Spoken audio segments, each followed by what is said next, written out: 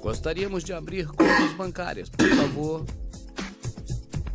Oba, já somos como os adultos. Sim, nós temos o nosso próprio dinheiro no banco. Talvez a sua primeira experiência ao colocar dinheiro no banco não foi tão calorosa como essa. Mas o que os antepassados pensavam, o que você ainda pensa, é que você tem um saldo em conta bancária. E este saldo é seu dinheiro no banco. Mas não é. Se tivermos uma caixa de depósito no banco, os valores que colocamos dentro ainda são nossos. E nós estamos alugando um espaço seguro para guardá-los. Mas usar a palavra depósito quando nos referimos a uma conta bancária é enganoso. Um depósito bancário, na verdade, é um empréstimo. O que o valor da nossa conta bancária significa, na verdade, é quanto dinheiro que o banco deve a nós. É um registro da promessa de pagamento que o banco realiza para nos devolver o dinheiro. Não é o próprio dinheiro que depositamos. A verdade é que quando entregamos o conteúdo do porquinho ao caixa do banco, o nosso dinheiro passa a ser do banco. E o banco pode fazer do dinheiro o que quiser. Todo o dinheiro do banco pertence ao banco, nada nos pertence. O depositante leva um conveniente e seguro talão de cheques para usar em lugar do dinheiro. É por isso que o banco nos paga juros. Emprestamos o nosso dinheiro ao banco. Isso parece ser uma distinção semântica. Nós sabemos que podemos ir ao banco a qualquer hora e buscar o dinheiro que nós temos lá, se quisermos. Mas a distinção não é semântica, nem é trivial. A distinção é crucial. O que é um depósito bancário? Um depósito bancário nada mais é do que um dinheiro que você dá de graça na mão do banco. E o banco, então, coloca nos computadores dele, na sua conta bancária, um número que significa quanto dinheiro o banco deve a você.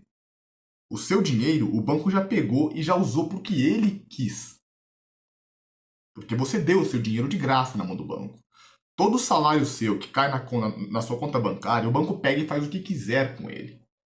E deixa no lugar meramente números, que significam promessas de pagamento. O que acontece no sistema bancário é interessante a todos nós, mas mesmo assim, somente muitos poucos de nós é que sabem como funciona realmente o sistema bancário. A economia mundial funciona com um sistema de crédito fornecido pelos bancos. E quando esse sistema de crédito tem problema, todas as pessoas sofrem. Inadimplência, execução imobiliária, falências, falhas bancárias, resgates governamentais. Para piorar as coisas, as justificativas dessas quebras nunca focam a raiz do problema. E na sua maioria, parte das notas e das moedas, elas significam somente de 1 a 5% do total do dinheiro em circulação. Todo o dinheiro que existe hoje em dia foi criado quando se fez o empréstimo bancário, onde os bancos requerem o empréstimo mais juros. E isso é chamado de reembolso. Isso não só faz com que a existência do dinheiro dependa totalmente da existência do crédito bancário, como também o sistema como um todo já começa falido desde o princípio. Como o débito total, empréstimo mais juros, excedem o total de ativos logo a partir da assinatura do primeiro documento, do empréstimo. Como o sistema bancário mundial está caminhando para o colapso mundial, existem cada vez mais pessoas percebendo da realidade das práticas dos bancos na atualidade. Muitos perderam suas casas e seus trabalhos devido às práticas insustentáveis dos credores, que são os emprestadores de dinheiro. Está na hora das pessoas compreenderem o dinheiro e mudar radicalmente a forma como ele funciona. Não se preocupa que tudo isso aqui foi um trailer do que vai ter durante todo o documentário, durante toda a animação. Então tudo que foi dito aqui, que você não entendeu, vai ser explicado.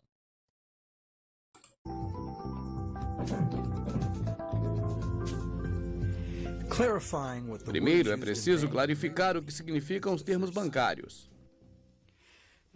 Agora que já sabemos o que significa depósito, que é um empréstimo a um banco, a próxima questão é: o que é o empréstimo que pedimos ao banco? Quando assinamos um empréstimo, fazemos um juramento de pagar a quantia do empréstimo, mais os seus juros. Em troca, o banco acredita na nossa conta a mesma quantia, chamada de empréstimo. Quando dizemos que o banco colocou o dinheiro na nossa conta, Na realidade, a única coisa que o banco colocou na nossa conta foi a sua promessa de pagar o dinheiro. O que aconteceu na realidade foi uma troca de promessas. Nenhuma parte entrega alguma coisa a outra, exceto promessas iguais de dívidas. Então, o que é um emprestador e o que é um mutuário? Os termos empréstimo, emprestador, mutuário são todos enganadores. A verdade está aqui. As duas partes trocam as promessas de pagamento e, no processo, criaram algo chamado de crédito bancário, ou dinheiro, no talão de cheques, nos cartões que podem ser gastos legalmente como dinheiro. O crédito bancário pode ser gasto porque nós, na nossa inocência, notamos que cada vez que depositamos na nossa conta, o saldo aumenta pela mesma quantia. De fato, se não depositássemos nada, a nossa conta estaria sem saldo, zero. Por isso, assumimos naturalmente que o dinheiro que está numa conta bancária é dinheiro que foi depositado por alguém. O teu dinheiro no banco. Incorreto. A conta bancária é uma promessa de pagamento, não é dinheiro em si. De fato, a promessa sempre indica a ausência do item prometido. Se não fosse assim, por que é que precisaria de ser prometido? Agora, porque todas as contas bancárias são, na verdade, promessas de pagamento, o banco e o mutuário podem simplesmente fazer uma troca de promessas. Assim, basta digitar num teclado e vai aparecer um saldo positivo na conta do mutuário, sem que ninguém colocasse dinheiro existente lá dentro. Os bancos comerciais criam dinheiro de cheques sempre que concedem empréstimos. Ou seja, o que é? Presta bem atenção. O que é um empréstimo bancário? Um financiamento de uma casa, um financiamento de uma moto? O que é um empréstimo bancário? Uma hipoteca de uma casa? Nada mais é do que o banco digitar um número na sua conta bancária. Esse número pode ser agora usado como dinheiro. O banco não entra com dinheiro. Meramente, ele digita uma promessa de pagamento, que é o número da sua conta bancária, e agora você pode usar esse número para fazer o que você quiser. Todas as contas bancárias das pessoas no mundo são meramente números, promessas de pagamento. O dinheiro que entrou ali no banco, ele pode pegar e fazer o que quiser com esse dinheiro. Ele pode queimar esse dinheiro, jogar fora esse dinheiro, o dinheiro é dele. Na sua conta bancária está meramente uma promessa de pagamento. Que diferença teria se duas pessoas se encontrassem numa caverna e com uma impressora e criassem dinheiro novo dessa forma? Nós entendemos intuitivamente o ato de fraude, chamado de falsificação. Ao imprimir notas de dinheiro falso, os falsificadores também estão criando dinheiro a partir do nada. O dinheiro dá-nos a habilidade de comprar os bens e os serviços do mundo. Está claro que os falsificadores criaram uma nova habilidade para comprar bens e serviços sem dar nada em troca, exceto o papel. Os falsificadores têm algo em troca de nada, diretamente às custas de quem foi apanhado com seu dinheiro falso. E se esse dinheiro falso não for descoberto, o dinheiro falso dilui o fornecimento do dinheiro roubado de todas as pessoas. Quando eu falsifico dinheiro, se você me vender um serviço ou um produto, você que está assistindo, você me vende um serviço ou um produto, e eu pego um dinheiro que é falsificado, que eu falsifiquei, e dou na sua mão, bom, se a polícia pegar esse dinheiro, ela vai tirar de você. Ou seja, você perdeu. Eu tive algo a troco de nada. Eu fui um fraudador. Eu enganei você. Dinheiro falso é isso. Se a polícia não pegar esse dinheiro, você vai gastá-lo e esse dinheiro vai ser dissolvido no dinheiro existente na sociedade. O valor do dinheiro vai cair um pouco. Vai diluir o valor do dinheiro, porque agora tem mais dinheiro em circulação. A falsificação é um crime muito sério e é fácil de entender por quê. Porque enganaram um acordo social básico, o mandamento não furtarás. Mas tomar o empréstimo ao banco também cria um novo poder de compra. Contudo, em vez de ser considerado uma forma de roubo, é a própria base do nosso sistema monetário. Como é que uma forma de criar dinheiro a partir do nada se tornou num crime e a outra se tornou uma prática de negócios padrão e a fonte de quase todo o nosso dinheiro? Para compreendermos o como, devemos ver a história das leis que geram o comércio. Mas antes disso, temos de entender a própria lógica do processo de empréstimo. A anatomia de um empréstimo. O motivo. O mutuário quer comprar um item, mas neste momento não tem dinheiro. Contudo, o mutuário é digno de confiança, de ter dinheiro suficiente ao longo do tempo para pagar o valor original do item e os juros no empréstimo. Então, ele vai a um banco para pedir o empréstimo. O mutuário é capaz de fazer uma promessa credível que vai ter dinheiro no futuro. Porque nesse momento, ele apresenta-se com os bolsos vazios. E é por isso que ele precisa do empréstimo. O método. O banco faz com que o mutuário assine um acordo. Nesse acordo, o mutuário promete reembolsar o banco a quantia total do empréstimo, mais os juros. Ou, caso não cumpra, promete entregar ao banco o objeto que vai ser comprado com o empréstimo. Isso é feito muitas vezes, todos os dias, em todo o mundo. Mas há um problema. Como é que o mutuário pode atestar uma garantia? Uma coisa que o mutuário ainda não é proprietário. Se eu quisesse pedir a você um dinheiro emprestado para ir num cruzeiro luxuoso à Europa, você aceitaria o carro do meu vizinho como garantia de reembolso do empréstimo? Claro que não. Porque você sabe perfeitamente que eu não tenho nenhum direito legal para te dar o carro do meu vizinho, independentemente de quanto te devo. Mas, se em vez disso, eu prometesse comprar o carro do meu vizinho com o dinheiro que você me emprestar, aí a situação é diferente. Assim você poderia concordar em me emprestar o dinheiro, acreditando que eu iria comprar o carro. E o próprio carro seria a garantia do empréstimo, uma vez que ele já esteja em meu nome. Contudo, até que a transação seja completada, o teu empréstimo do dinheiro não pode ser assegurado com o título do carro. Esse problema de sequências de eventos pode ser simplesmente evitado. Você pode comprar o carro e depois pode vendê-lo a mim. O banco também pode fazer da mesma forma. Se o mutuário se compromete a comprar o item ao banco, por que é que o banco não compra com o seu dinheiro e depois vende-o ao mutuário a prestações?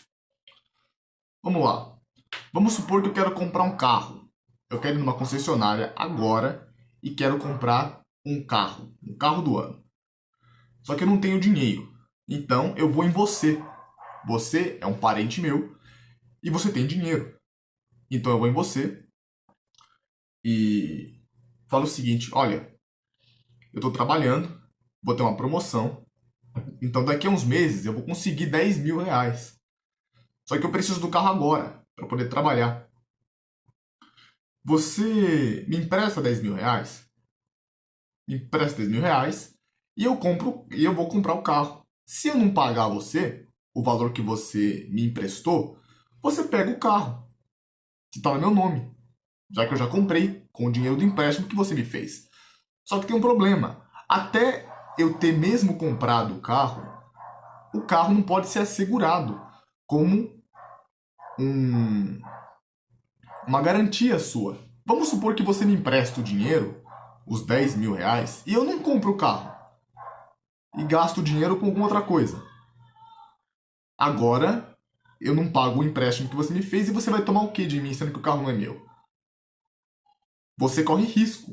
Você corre o risco de eu não comprar o carro, de o carro não estar no meu nome, até o momento em que você vai querer tomar o carro de mim por eu ter faltado com o pagamento. Bom, esse problema é fácil de se resolver. É só, em vez de você me emprestar os 10 mil para eu comprar o carro, você mesmo compra o carro e me vende ele a prestações. Você deixa eu usar o carro e quando tiver pago todas as prestações, você passa o carro pro meu nome. É simples assim.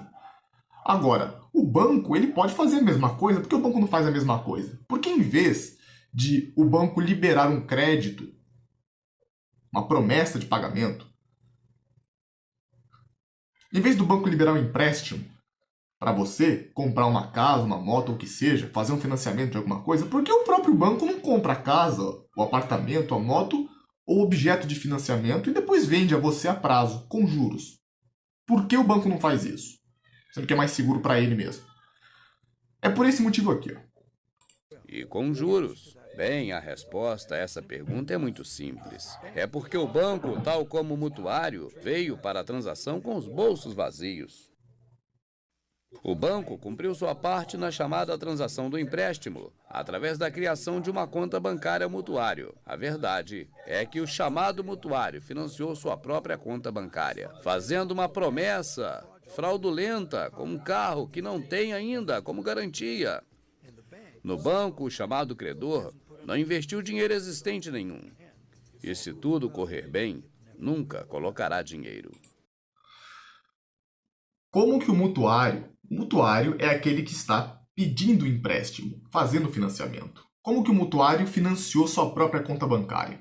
Porque o banco, ele digitou um número na conta bancária da pessoa que pediu empréstimo, que é uma promessa de pagamento. Agora, a pessoa vai ter que trabalhar para poder pagar o valor que está escrito, digitado na conta bancária. É assim que ele financia a própria conta bancária. O banco não entra com dinheiro. Quem vai ter que trabalhar para conseguir dinheiro vai ser a pessoa que pediu empréstimo. E depois dá o valor do dinheiro da conta bancária mais uns juros para o banco. Aceitação da fraude. O mutuário agora pensa que os números da sua conta bancária agora representam o seu dinheiro no banco. Ele, como todos nós, não entende a diferença entre o dinheiro existente e a promessa do dinheiro. Se podes gastá-lo, o que importa? Então agora, a questão é, a vendedora do item aceita a promessa do banco como pagamento, enquanto que umas pessoas só aceitam pagamento em dinheiro vivo. A maioria diz sim a um cheque ou uma transferência eletrônica do banco do comprador. Porque a vendedora sabe, por experiência, que pode depositar o cheque no seu banco e a sua conta aumentará com o valor depositado. E então, o que é que acontece a seguir? Equilíbrio das promessas. Obviamente, o banco do comprador deve ao banco da vendedora o valor do empréstimo. Então pode estar pensando agora. A promessa do banco de pagamento ao mutuário acabou de se transformar pela transação em uma promessa de pagamento ao banco da vendedora. Ou seja, presta bem atenção para você acompanhar, porque pode confundir um pouco. Então, preste bem atenção. Eu fiz um empréstimo para comprar um carro. Isso eu fiz no meu banco. O banco, ele liberou um número ali na minha conta bancária, que eu posso fazer uma transferência para a pessoa que vai me vender o carro. Então, a pessoa, vamos dizer que seja um carro usado, a pessoa vai me vender o carro. Então eu faço uma transferência para essa pessoa, uma transferência eletrônica. Ou pode ser um cheque. Hoje em dia é transferência eletrônica, antigamente era cheque. Como ele vai usar cheque aqui, vamos falar do cheque então. É a mesma coisa. Eu vou pegar o cheque dos 10 mil reais e vou dar na mão da pessoa que vai me vender o carro. Beleza. Pego o carro, a pessoa pega o cheque que me vendeu o carro, a vendedora vai pegar o cheque e vai depositar o cheque no banco dela. O que foi que aconteceu? O banco do comprador do carro, o meu banco, agora vai diminuir da minha conta e aumentar na conta dela. O meu banco deve agora o valor para o banco dela, porque agora é ela que vai querer sacar o dinheiro ali. Então, agora o banco da vendedora tem de transferir algum do seu dinheiro existente para o banco do comprador. Tá, aqui ele confundiu. É o banco do comprador do carro que tem que transferir parte do dinheiro existente, o valor do cheque, no caso 10 mil reais, para o banco da vendedora do carro. Aqui ele confundiu. Seller's Bank, correct? Correto? Yes. Sim, mas provavelmente só uma pequena parte. A longo prazo, enquanto o banco tiver uma cota justa de depósitos, a quantidade de dinheiro líquido existente que o banco necessita para cobrir seus empréstimos pode ser, teoricamente, zero. Como? Bem, imagine primeiro que a vendedora tem a conta no mesmo banco que o comprador. A vendedora deposita o cheque do comprador na sua conta bancária. Tudo que o banco tem a fazer para concluir a transação é diminuir da conta do comprador e aumentar na conta da vendedora a mesma quantia. Como ambas as contas são, na verdade, promessas, não existe dinheiro envolvido na transação. Qual é o resultado final? O banco criou crédito bancário para o mutuário no total de dólares. O mutuário comprou o carro, que existe no mundo das coisas de verdade. E a vendedora agora tem aquele crédito de dólares. Com isso, foi criada uma nova dívida no valor de dólares em bens de valor a partir do nada, com $0 no banco. E ainda por cima, o banco agora tem de ser reembolsado desse dito dinheiro pelo mutuário honesto, mas os juros, ou o banco, fica com o carro.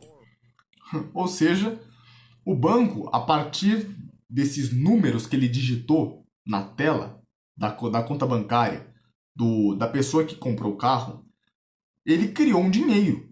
Esses números agora podem ser usados para se transferir para lá, para cá, podem ser usados como dinheiro, para se comprar coisas físicas, reais. Ou seja, ele criou uma dívida, que é uma promessa de pagamento. Os números são uma dívida, significa uma promessa de pagamento do banco para comigo, que tem o carro. Logo, eu pego o cheque e dou para a vendedora do carro. Agora, o banco tem uma promessa de pagamento dele para com a vendedora do carro. E nós temos agora um carro que eu comprei, um bem de consumo que eu tenho e uma promessa de pagamento que está aí rodando como dinheiro. Normalmente, um número de magia como este só é visto nos palcos dos circos. Financiar sem fundos. Por isso, agora vamos examinar o que acontece se a vendedora deposita o seu cheque no outro banco. Isso não requer uma transferência de fundos bancários existentes do banco do comprador para o banco da vendedora? Talvez. Mas é quase certo que nunca será nada parecido com a quantia total. Porque, de fato, o sistema bancário funciona como se fosse só banco. Para demonstrar isso, vamos adicionar outra transação a este cenário. Bom, agora o que ele quer demonstrar? Ele quer demonstrar o seguinte. Quando eu pego um cheque, que significa, agora você sabe o quê? Significa uma promessa de pagamento do banco para com a pessoa que está com o cheque na mão. Quando a pessoa, por exemplo, a pessoa que me vendeu o carro, que agora está com um cheque de R$10.000 na mão, ela vai depositar o cheque no banco dela. O que ela vai querer fazer? Provavelmente, ela vai querer sacar o dinheiro dela ali, no banco dela, onde ela depositou o cheque. Cheque que foi criado do meu banco, a pessoa que fez o financiamento do carro. Bom, o banco dela tem os 10 mil? Não tem. O banco que, teoricamente, nós pensamos que tem os 10 mil, que foi o banco que fez o empréstimo, é o meu banco. Do banco do cara que financiou o carro. Bom, o meu banco agora vai ter que pegar os 10 mil, porque o meu banco não emprestou para mim o dinheiro. Vai ter que pegar os 10 mil dos cofres dele e enviar para o banco da vendedora, porque agora o cheque está lá no banco da vendedora. É o banco da vendedora que deve para ela. É ali que ela vai sacar. Entendeu? Mas na teoria, ele deve, mas na prática, não precisa se transferir muita coisa ou não se transfere nada. Para provar isso, vai ser feito o seguinte. Vai ser adicionado um terceiro banco aqui. Neste mesmo dia, o banco da vendedora faz um empréstimo semelhante a uma velhota, que comprou um sistema de cinema em casa, um home theater. A loja de eletrônica depositou o cheque dela no seu banco. O banco da loja de eletrônica fez um empréstimo semelhante que foi depositado na conta bancária do mutuário. E quando os diversos saldos bancários foram ajustados, os bancos não deviam nada uns aos outros. E mesmo que houvesse diferenças, teriam sido uma pequena parte do crédito total criado. Então, até agora, já podemos afirmar que os bancos não emprestam exatamente o dinheiro depositado pelos seus clientes, como muitos de nós imaginávamos. Eles ainda necessitam de depósitos para realizar os empréstimos. Isso é porque os bancos necessitam de receitas de crédito de outros bancos para contrabalançar o seu próprio crédito, que é depositado nesses outros bancos. Desde que os bancos mantêm o crédito que sai deles equilibrado com o crédito que entra, eles são livres para fazer novos empréstimos. Os bancos têm liberdade para investir os seus próprios fundos em títulos das corporações governamentais e em qualquer outros instrumentos que o seu alvará permita. Bom, nós temos o meu banco, que é o banco da pessoa que vai comprar o carro. Nós temos o banco da vendedora, que vai vender o carro. Nós temos um banco 3, que é o banco da loja de eletrônicos. Embora o cheque tenha saído do meu banco e entrado no banco 2, que é o banco da vendedora do carro, o banco 2 criou também um empréstimo, que foi depositado o cheque referente a esse empréstimo no banco da loja de eletrônicos, banco 3. O banco 3 criou um empréstimo e o cheque foi depositado no meu banco, banco 1. Assim, nós temos que o banco 1 deve o valor do cheque que foi depositado no banco 2 ao banco 2. O banco 2 deve o valor do cheque que foi depositado no banco 3 ao banco 3, que é o da loja de eletrônicos. E o banco 3 deve o valor do cheque que foi depositado no banco 1 ao banco 1. Ou seja, 1 deve para 2, 2 deve para 3 e 3 deve para 1. Ou seja, a dívida acabou. Se a dívida fosse paga, ia passar só de mão. Ia para a mão do 2, depois do 2 para a mão do 3, e depois do 3 ia para a mão do 1 de novo. Ou seja, os bancos não devem nada uns aos outros. E se os bancos eles tiverem uma cota justa de depósitos, ou seja, se as pessoas depositam dinheiro ali, o banco não precisa de transferência de dinheiro de ninguém. As pessoas elas vão conseguir sacar um pouco do dinheiro que elas acham que tem ali no banco, que elas acham que tem ali no banco. O que elas têm nas suas contas bancárias é meras promessas de pagamento. São meras promessas de pagamento. Mas, para as pessoas continuarem achando que elas têm, o banco ele pega o dinheiro dos depositantes e libera para ser sacado um pouco. Então as pessoas conseguem sacar o dinheiro. Se o banco tiver uma cota justa de depósitos, ele consegue ficar fazendo mais e mais empréstimos. E eles precisam de receitas de cheques que entram e saem de outros bancos, para eles contrabalançar o próprio crédito que eles criam, os próprios empréstimos que eles fazem. Não pode entrar muito cheque num banco e nem sair muito cheque desse banco. Por quê? Porque senão algum banco vai faltar dinheiro para ser sacado. Tem muito crédito ali, tem muito cheque depositado ali, tem muitos números nas contas bancárias das pessoas naquele banco, naquelas contas, e as pessoas vão querer sacar e não vai ter dinheiro suficiente. Então eles têm que dividir mais ou menos a quantidade de saques que as pessoas vão fazer, dividir entre eles, para que não falte dinheiro físico verde para ser sacado. Senão as pessoas caem na real. Agora veja bem, todo o dinheiro que entra no banco, todo o dinheiro que você vai lá e dá ao banco, todo o dinheiro seu do fim do mês que cai no banco, todo o dinheiro que entra no banco, que é depositado no banco, é do banco e ele faz o que quiser com esse dinheiro, é dele. Na sua conta, meramente existe um número que significa dinheiro? Não, significa uma promessa de pagamento do banco para com você. Só isso. E essa promessa pode ser transferida como dinheiro. Agora, com o dinheiro que o banco consegue, dinheiro que as pessoas depositam lá, dinheiro de juros e todo o dinheiro que entra no banco, ele pode usar para fazer o que ele quiser. E ele usa para o seguinte. Se desenharmos um diagrama de tudo, vai parecer com isso. Dívida pessoal. Dívida pessoal, ou seja, você contrai o empréstimo, você pede o empréstimo para o banco e o banco põe lá na sua conta uma promessa de pagamento. O pagamento do empréstimo. Você vai trabalhar, conseguir dinheiro e pagar o valor do empréstimo mais uns juros. O banco vai pegar esse dinheiro e ele vai Títulos governamentais. Comprar títulos governamentais. O que são títulos governamentais? São dívidas. O governo ele faz um papel dizendo que no futuro ele vai pagar ao banco tanto, mais uns juros. E o banco, então, libera o dinheiro para o governo. Ou seja, é como se fosse um empréstimo ao governo. Agora o governo deve o valor que o banco deu para ele, mais uns juros. Impostos. O governo vai cobrar isso como? Ele vai cobrar impostos de você, para poder pagar o banco. Títulos da corporação. Os bancos fazem a mesma coisa com as empresas. Preços. A empresa vai cobrar de quem? A dívida que deve agora para com os bancos. Vai cobrar de você, nos preços de tudo que você compra. Que as empresas fazem. Os juros que os governos e as corporações pagam aos bancos dos seus títulos são pagos por nós. Pagamos juntamente com parte de nossos impostos e pagamos nos preços de todos os bens e serviços que compramos. E também há mais uma coisinha que é passada para nós. É o risco que o banco entre em falência e não possa cumprir as suas promessas de pagamento. Agora podem pensar, como é que um banco pode falir se eles nunca entram com dinheiro? O que podem perder? A resposta a esta pergunta é: os bancos, ao contrário dos falsificadores, são legalmente autorizados e criam dinheiro novo, mas somente através das regras de contabilidade. Os bancos só podem criar dinheiro ao colocar os pagamentos do mutuário como garantia nos ativos, no lado positivo dos ativos, e o saldo no lado negativo, com a quantia de empréstimo. Ou o que os bancos chamam de depósito de passivos, criado pelo banco.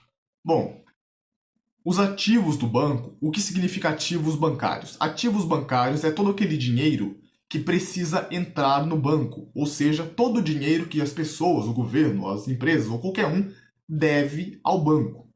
Tudo aquilo que é devido ao banco se chama ativos. Tudo aquilo que o banco deve às pessoas são passivos. O que o banco deve às pessoas? A numeração da conta bancária delas. Se tem na sua conta R$1 milhão, então o banco deve R$1 milhão a você. Se as pessoas estão endividadas com os bancos, como por exemplo, eu tenho uma dívida de R$1.000 com o banco, então os passivos do banco são de R$1.000, mais os juros. Entendeu? Quando se faz um empréstimo, o banco ele coloca o objeto que você vai comprar com o dinheiro de promessa de pagamento que o banco liberou com o empréstimo que ele fez, e o banco ele coloca esse objeto nos ativos. Ou seja, se você não pagar, o próprio banco vai tentar vender esse negócio e colocar o valor nos ativos para tentar chegar no valor da dívida que você deve. Cobrir a dívida. Quando o mutuário falta com os pagamentos, os ativos colocados como garantia de pagamento são tomados pelo banco e são vendidos. Em um mercado em declínio, quando é mais provável acontecerem as posses dos bancos, o novo valor dos ativos é mais baixo e não cobre os passivos do banco, que foram baseados no antigo valor quando os ativos valiam mais. Isso parece como perdas nos livros dos bancos. Ativos, tudo aquilo que nós devemos ao banco. Passivos, tudo aquilo que o banco deve a nós.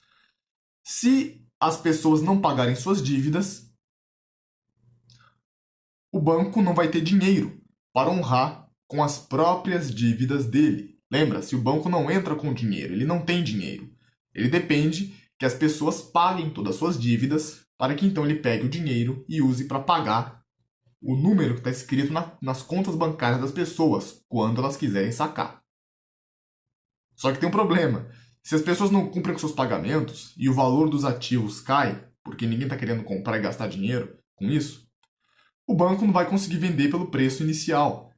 Alguém não vai conseguir sacar seu dinheiro.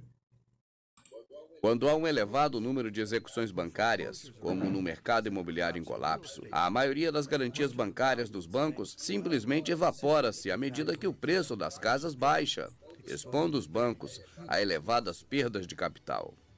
Na verdade, não somente números criados a partir do nada, mas os bancos têm de fazer o que ditam esses números. E as consequências das falhas aritméticas dos bancos incluem estagnação econômica, desintegração social, caos total financeiro. E acabam-se as leis, fome e guerra.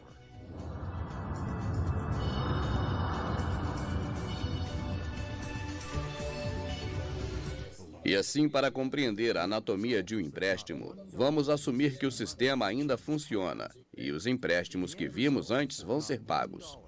O resultado final é que nem sequer dólar de dinheiro existente mudou de mãos.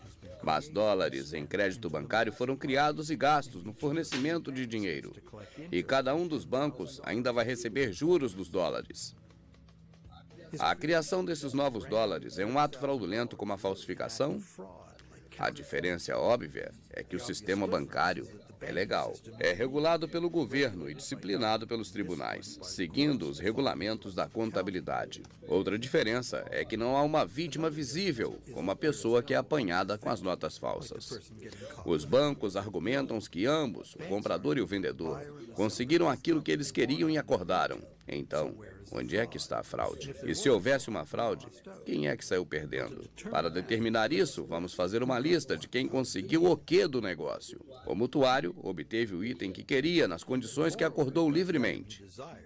Talvez venha a amaldiçoar a sua decisão mais tarde, quando lutar para pagar as faturas. Ou pode viver feliz para sempre, dando graças por ter conseguido o empréstimo. A vendedora aumentou o crédito na sua conta bancária, o que foi condicionado a acreditar desde criança que é seu dinheiro no banco. Ele está confiante que vai poder gastá-lo com o tempo e gastará. Então, no que diz respeito à vendedora, ela foi paga na totalidade e está feliz. Então, onde é que está uma pessoa que sofreu com o negócio? Há mais alguma parte dessa transação que não foi analisada? Sim, também há os bancos que podem coletar juros das promessas de pagar o dinheiro. Esse é o seu negócio e geralmente se dão muito bem. E há mais alguém? Bem, de onde é que veio o carro? Veio do mundo das coisas reais. Foram gastos recursos naturais, energia e mão de obra para produzir o carro. E se considerássemos que a parte que não apareceu fosse a sociedade em si, e o mundo natural de onde vêm realmente as coisas? Porque o novo crédito bancário do dinheiro não ficou parado. Foi sendo gasto pela circulação geral no mundo real. Na verdade, é o mundo real que recebe o dinheiro em troca do seu carro. Esse dinheiro novo vai estimular uma nova produção, aumentando temporariamente a economia e fazendo muitas pessoas felizes. Na verdade, isso acontece muitas vezes, porque muitas vezes o crédito bancário vem sob a forma de uma hipoteca de uma casa. Estímulo para a indústria da construção imobiliária, que fornece muitos e bem pagos empregos. Contudo, depois do seu uso produtivo inicial, esse dinheiro recém-criado vai basicamente diluir o fornecimento de dinheiro, reduzindo um pouco o poder de compra do dinheiro. Então, contrastando com a falsificação, onde as perdas são relativas a uma vítima específica, aqui a perda é suportada por todos nós, porque a verdadeira substância do empréstimo, o carro, foi extraída da economia solta por uma pequena perda no valor do dinheiro de toda a gente. Ou seja, vamos lá. Quando o banco ele faz um empréstimo e ele cria esses números na tela de uma conta bancária que se representam promessas de pagamento, quando ele faz isso, ele está criando dinheiro. Essas promessas, esses números que ele acabou de digitar, valem como dinheiro. Ou seja, ele criou um dinheiro novo. Bom, ou seja, isso foi uma falsificação de dinheiro. O banco não pode criar dinheiro. Só quem pode criar dinheiro é a Casa da Moeda do país, é o Banco Central. Mas o banco criou dinheiro. E agora, esse dinheiro que o banco criou, ele vai ser gasto para se comprar coisas. Esse dinheiro de promessa de pagamento, esses números que ele criou vão ser usados para se comprar coisas. Exatamente como se faz na falsificação de dinheiro. Você falsifica o dinheiro, você cria dinheiro e agora vai usar para comprar alguma coisa. No caso da falsificação, a polícia vai tirar o dinheiro de você. Ou não, mas vamos supor que tire. Se a polícia tirar o dinheiro de você, a pessoa que aceitou o dinheiro, obviamente, vai perder. Porque ela vendeu um produto ou um serviço a troco de nada. Porque o dinheiro foi tirado dela pelo governo. Porque é falso. Agora, no caso do crédito bancário, desses números que o banco criou, ninguém tira esses números dele.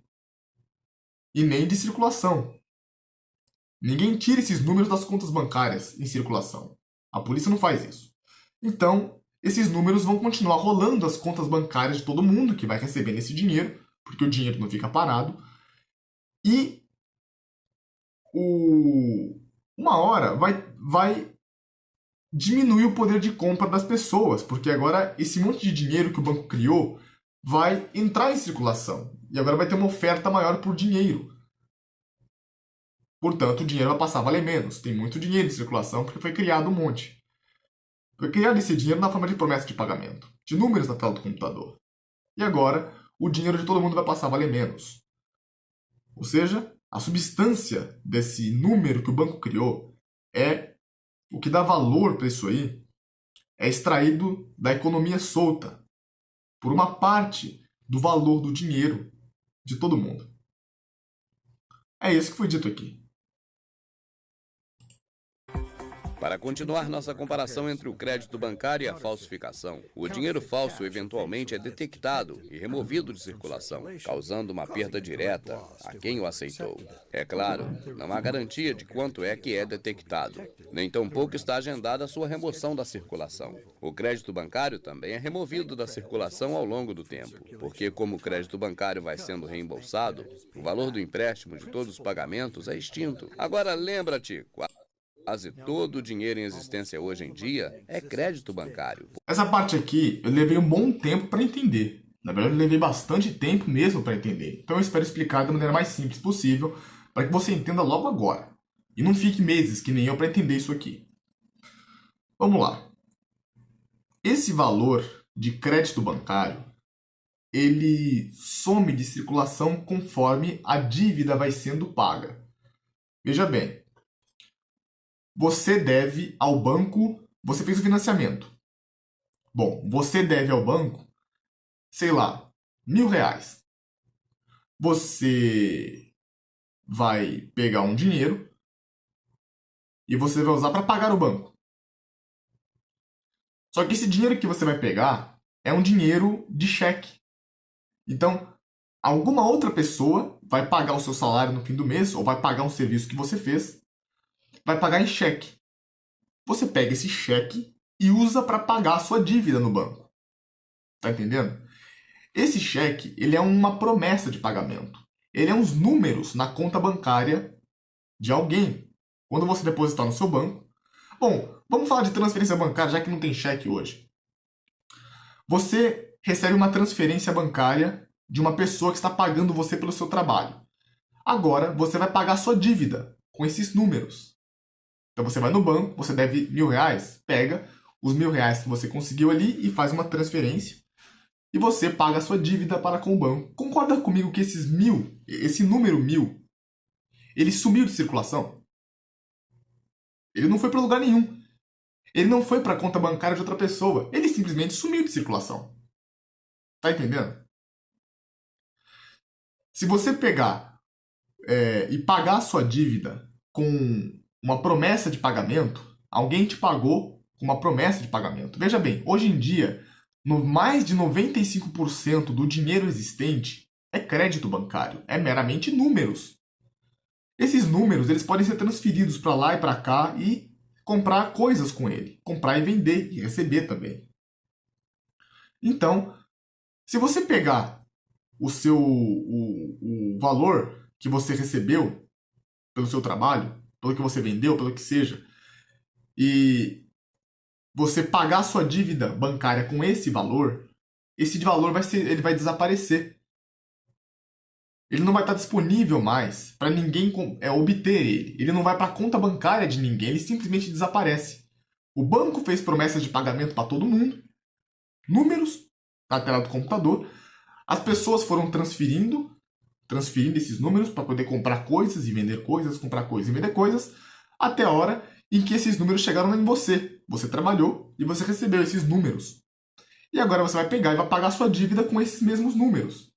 Ou seja, a promessa de pagamento do banco foi passando de promessa de pagamento para outra pessoa, e depois para outra, e para outra, e para outra, conforme os cheques ou as transferências foram sendo feitas de conta bancária para conta bancária, até que cai na tua mão. E agora você usa isso para pagar o banco. É como se você pagasse o banco com a própria promessa de pagamento dele. Esse dinheiro some. O banco deve a ele mesmo agora. Entendeu? Sumiu. Acabou a dívida. Então, esse dinheiro de promessa de pagamento, ele vai sumindo com o tempo. Essa forma é uma das formas dele sumir. As pessoas usam esse dinheiro para pagar as suas dívidas para com o banco. Assim, os números param de existir e não podem mais ser usados para se transferir para cá ou para lá.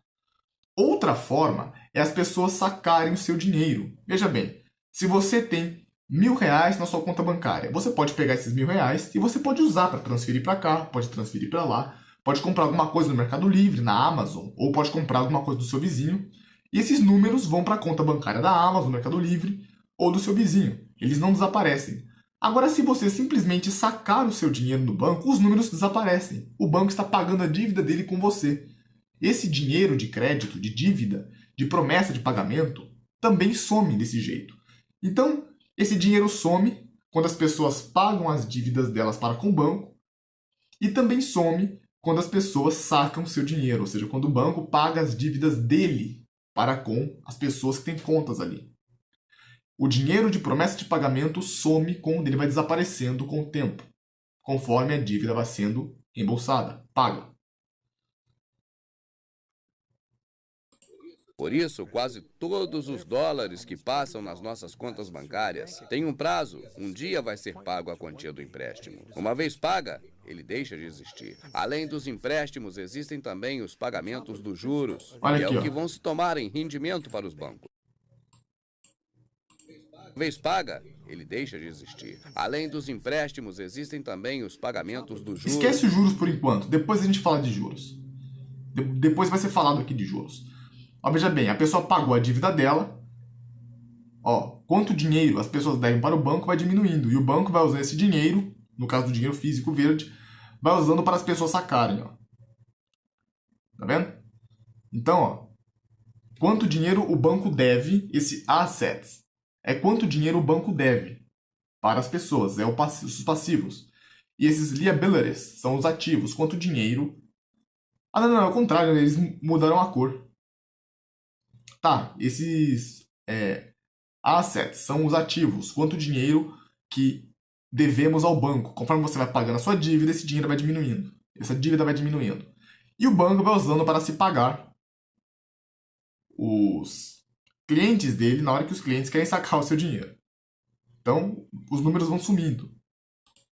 E é o que vão se tomar em rendimento para os bancos, o que a maioria vão ser reciclados na economia como juros para os depositantes e outras despesas bancárias. Por isso, não é imediatamente aparente que existe uma perda para alguém, como, por exemplo, o resultado da recolha da circulação do crédito bancário. Como se passa com o dinheiro falso? Como se olharmos mais de perto, não precisamos de mais do que simples aritmética para compreender o poder que existe no controle do fornecimento do dinheiro e por que está atualmente projetado de forma a que a dívida total esteja constantemente expandindo-se ou o sistema entre em colapso. Sempre que a taxa de dinheiro criada a partir da dívida é menor que a taxa de dinheiro da dívida destruído, a quantidade total de dinheiro em utilização vai diminuir. Veja bem, bank credit, ou seja, são os números na tela dos computadores das pessoas, nas suas contas bancárias. Os números nas contas bancárias das pessoas. Sempre que as pessoas sacam o dinheiro delas, esses números diminuem e eles ficam indisponíveis para serem transferidos e para serem usados como dinheiro porque eles sumiram.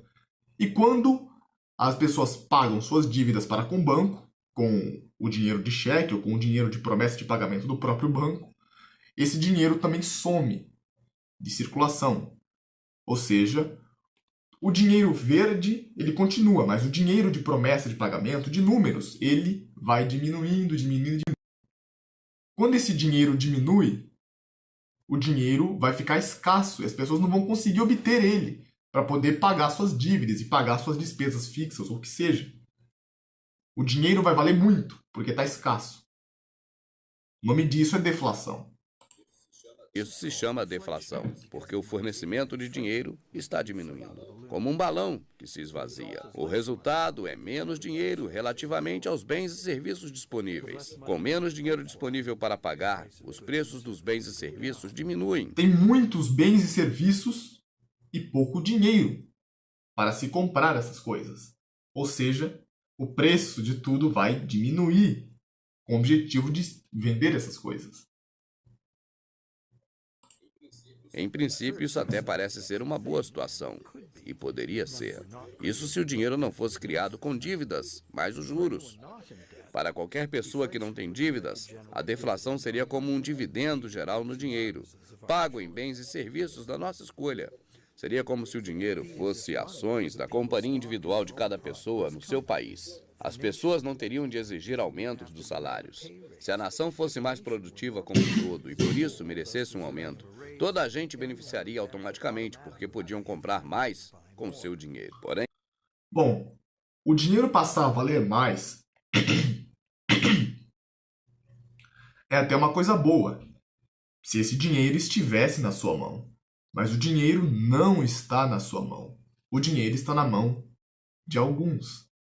Se você tivesse dinheiro na sua mão, a deflação seria bom, e também se você não tivesse endividado. Esse não é definitivamente o efeito que a deflação tem no sistema, em que o dinheiro vem da dívida com juros. Comes in the form of interest-bearing debt. Mais de 95% do total do dinheiro atualmente em existência está sob a forma de dívida aos bancos, promessas de pagamentos com juros adicionais. E como já vimos antes, o empréstimo é criado, mas os juros não são. Devido à defasagem de tempo entre a criação do dinheiro e seu reembolso, e a reciclagem dos rendimentos dos juros, tais como despesas operacionais dos bancos, a maioria de nós pode continuar com os pagamentos enquanto cresce o fornecimento do dinheiro. Contudo, se o fornecimento do dinheiro para ou o total da dívida decresce, o dinheiro torna-se mais difícil de ganhar devido à sua escassez. Bom, se o banco continua fazendo empréstimos, não tem muito problema. Agora, se o banco parar de fazer empréstimos e criar esses números a partir do nada, na tela das contas bancárias das pessoas, o dinheiro só vai sendo reembolsado pelo banco ou sacado pelas pessoas. Os números só diminuem. Se o banco não faz novos empréstimos para poder manter os números que ele criou ali na mesma taxa, então as pessoas vão sacar, esses números só vão diminuir e vai ocorrer a chamada deflação. E as despesas fixas começam a ser mais difíceis de pagar. Para aqueles que estão muito endividados, a escassez de dinheiro começam a... Contudo, se o fornecimento do dinheiro para ou o total da dívida decresce, o dinheiro torna-se mais difícil de ganhar devido à sua escassez. E as despesas fixas começam a ser mais difíceis de pagar. Para aqueles que estão muito endividados, a escassez de dinheiro pode se tornar uma catástrofe. Execuções bancárias, falências, falhas bancárias, resgates governamentais. Vende-se. A economia do mundo inteiro depende do consumidor. E, infelizmente, os efeitos psicológicos da queda dos ordenados e dos preços aceleram o processo muito rapidamente, porque os mutuários, incluindo os grandes negócios, não têm confiança que possam pagar os empréstimos. Por isso, eles nem sequer fazem pedidos de empréstimos. E sem novos empréstimos para substituir os antigos empréstimos, a escassez do dinheiro piora muito rapidamente, resultando em menos número de emprego e menos poder de compra. Mesmo numa altura em que existem muita abundância dos recursos e capacidade produtiva, esse espiral matemático resulta inevitavelmente em execuções bancárias em massa. Os preços mergulham porque ninguém quer gastar o seu dinheiro. Encolhendo os valores, destrói o valor das garantias dos empréstimos, fazendo com que os bancos tenham perdas enormes. Alguns deles até fecham as portas. Quando ocorre a deflação, ou seja, quando as pessoas param de pedir empréstimo e o banco para de criar dinheiro a partir do nada, as pessoas não conseguem honrar os seus compromissos de dívida para com o banco porque o dinheiro vai ficando cada vez mais escasso conforme ele vai sendo reembolsado pelo banco. Conforme esse dinheiro de promessa de pagamento vai sumindo. Bom, vai acontecer desemprego, porque as pessoas não têm nem o suficiente para pagar as dívidas delas. Elas vão fazer o quê? Comprar carro, comprar casa, comprar? Não vão. Então elas não vão mais gastar o dinheiro delas. Assim os preços todos vão mergulhar. Ninguém mais vai conseguir trabalhar para conseguir dinheiro para pagar as dívidas. O banco vai ser obrigado a tomar as casas e tudo que foi financiado com o dinheiro que ele criou do nada. Ele vai tomar tudo para ele agora. E vai tentar vender. Só que ninguém quer gastar dinheiro, as pessoas estão endividadas, então ele não vai conseguir vender por preço nenhum. Vai vender muito barato. As pessoas vão querer no banco sacar o dinheiro que elas acham que tem. Não vão conseguir, porque o banco não está conseguindo vender aquilo que ele tomou das pessoas que não pagaram ele, para ele poder pagar essas pessoas, liberar o saque de dinheiro para essas pessoas. Essas pessoas vão desacreditar que o banco tem dinheiro ali dentro. Isso já aconteceu antes. As pessoas vão cair na real e ver que o banco não tem dinheiro ali dentro e de que ele meramente enganou todo mundo. E aí, mesmo que haja, nessa situação, mesmo que haja uma abundância de recursos para serem explorados, uma abundância de mão de obra, ou seja, pessoas querendo trabalhar para poder pagar suas coisas e cuidar da sua vida, mesmo que haja isso, essa crise não vai acabar, porque não há dinheiro para se pagar as pessoas. As pessoas estão dispostas a trabalhar, mas não há dinheiro para pagá-las.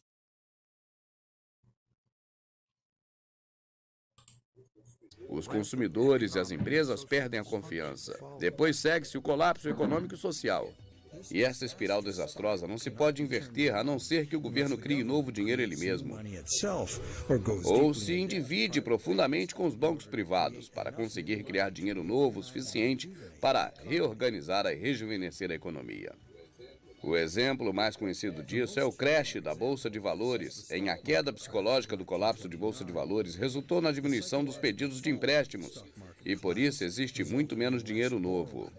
A Reserva Federal não fez nada para corrigir o resultado da deflação. E o fornecimento de dinheiro já se tinha reduzido e inúmeras pessoas foram despejadas das suas casas, porque deixou de existir o dinheiro para elas pagarem as hipotecas. O que foi a crise mundial de 29? O que foi o crash da Bolsa de Valores? Nada mais foi do que a quantidade de dinheiro existente, tanto de dinheiro verde, quanto de dinheiro de promessa de pagamento, de número. Essa quantidade total de dinheiro, ela diminuiu, porque o banco foi liberando os saques para as pessoas, as contas bancárias foram diminuindo, as pessoas foram pagando suas dívidas com dinheiro de promessa de pagamento, de números, esse dinheiro foi ficando disponível para ser gasto, para ser usado, porque ele foi sumindo. E as pessoas agora não têm dinheiro mais para conseguir e continuar pagando suas dívidas e pagando sua vida, pagando conta disso, pagando conta daquilo, pagando imposto disso, pagando imposto daquilo, comprando água, comprando comida, comprando isso, comprando aquilo. Então, crise. Desemprego, isso, aquilo. Agora, tem aquele negócio das ações também, só para não passar batido. Isso eu explico depois. Isso não interessa agora, vai acabar confundindo as coisas. Depois, se der tempo, eu explico a respeito das ações de empresas na bolsa e por que a bolsa quebrou.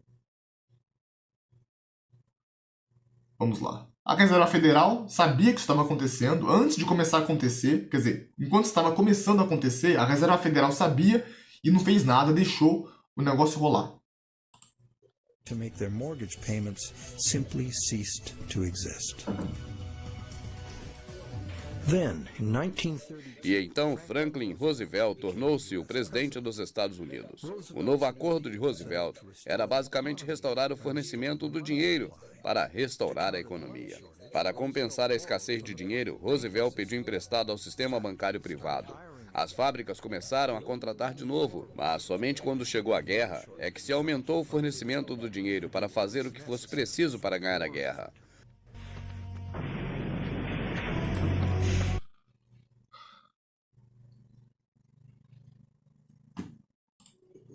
it was the money expended on Foi o dinheiro gasto na Guerra Mundial que acabou com a Grande Depressão. A guerra também causou milhões de mortos a nível mundial e levou a um novo confronto hostil internacional do poder, com a corrida às armas, escalada das mortes e limpeza da transformação social e tecnológica. transformations. O Estado da Segurança Nacional. Depois, como é que faz para sair dessa situação onde o dinheiro está escasso e as pessoas estão endividadas e ninguém consegue trabalhar mais, ninguém consegue fazer mais nada? Como que faz para sair disso? Para sair disso, o próprio governo ele tem que criar esse dinheiro e dar um jeito de empregar todo mundo do país em alguma coisa e jogar esse dinheiro em circulação. O governo tem que fazer isso. Mas, ou ele pode pedir emprestado para o banco. O próprio governo pede bilhões e bilhões emprestado para o banco. E ele inventa algum projeto, no caso do Roosevelt, foi o New Deal, a nova ideia. E o que é isso? É você pegar um monte de projetos de infraestrutura e você empregar todo mundo nas empreiteiras, nas empresas de infraestrutura. Pode ser mais ou menos como a Copa do Mundo e a Olimpíada. Então você faz um monte de estádio, faz um monte disso, um monte daquilo, emprega todo mundo e joga esse monte de dinheiro de crédito em circulação. E aí as pessoas voltam a pagar suas dívidas, voltam a comprar e tudo volta a funcionar.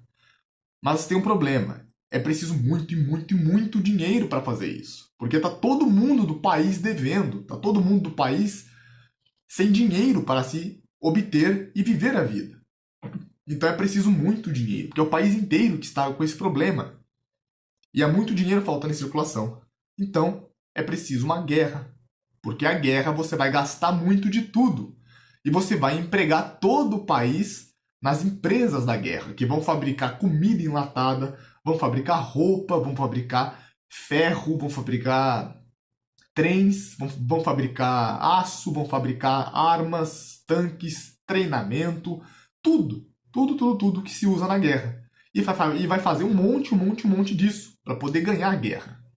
Então, vai se colocar muito dinheiro de empréstimo que o governo faz, vai se colocar nessas empresas da guerra, e essas empresas vão usar todo esse dinheiro e pagar todo mundo que trabalha lá, que é boa parte da população, e vai restaurar a economia. Vai voltar tudo a funcionar, porque agora o fornecimento de dinheiro, que é essa promessa de pagamento, números, vai voltar a rodar nas contas bancárias de todo mundo. Agora, depois dessa, acho que foi a Primeira Guerra Mundial da Segunda, mas depois disso, acho que depois da Segunda Guerra Mundial, começou esse negócio do Estado da Segurança Nacional. Esse negócio da Guerra Fria. Então começou tudo isso aí. E agora o governo ele financia armas, ele gasta muito dinheiro de empréstimo bancário com armas, e armas. Entendeu? Assim, não vai acontecer deflação nunca mais, porque é muito dinheiro que o governo pega emprestado, que faz os bancos criarem do nada, que é jogado no fornecimento de dinheiro da cidade, do país, por meio desse negócio do Estado de Segurança Nacional.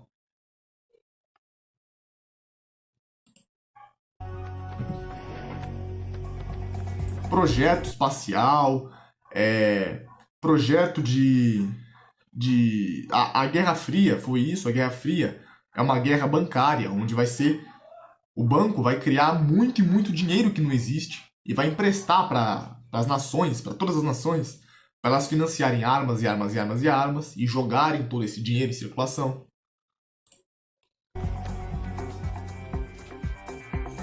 O ciclo da explosão e quebra da economia é normalmente chamado de ciclo do negócio, como se fosse um acontecimento natural, como o ciclo da água ou do carbono. Esses ciclos naturais são no final dirigidos pelo Sol. Mas o que é que dirige o ciclo dos negócios? Essa é a resposta: o fornecimento do dinheiro. E como vimos antes, o fornecimento de dinheiro depende dos empréstimos. Vamos então ver o que se passa durante a vida de um empréstimo individual. Já vimos que o crédito bancário não é nada mais do que a promessa de pagamento do banco, que o banco criou nos seus livros para equilibrar a promessa do pagamento que recebeu do mutuário. A promessa de pagamento do banco normalmente é utilizada para adquirir um bem ou um serviço real e é permitido circular, facilitando as trocas de bens e serviços.